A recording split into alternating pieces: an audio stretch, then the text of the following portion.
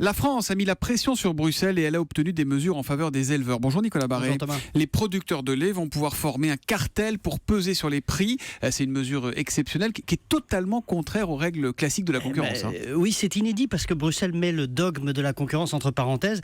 Les producteurs vont pouvoir s'entendre pour former effectivement un cartel pour tenter de relever les prix. Alors en temps normal, ça vaut des poursuites. Mais une clause obscure de la PAC, la politique agricole commune, permet en effet, en cas de grave déséquilibre sur le marché, de former un cartel, et ce qui est le cas puisque les cours aujourd'hui du lait et du porc d'ailleurs sont inférieurs aux coûts de production, donc il fallait vraiment faire quelque chose. Mais ça revient à reconnaître publiquement que le marché ne fonctionne pas toujours, Nicolas. Exactement.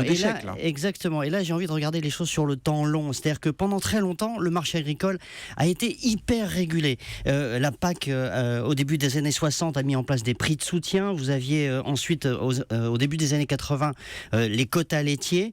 Et puis, au début des années 90, le balancier s'est inversé et on est rentré dans une longue phase de dérégulation qui a commencé avec la fin des quotas laitiers, qui a fini avec la fin des quotas laitiers l'année dernière.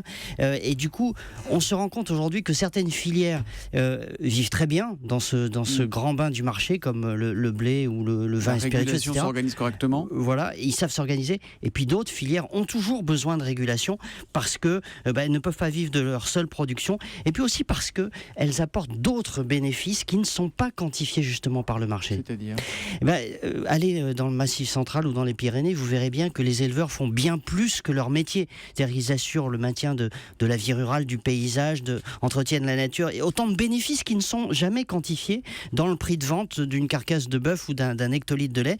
Or, ces bénéfices ont une valeur, les économistes appellent ça des externalités positives.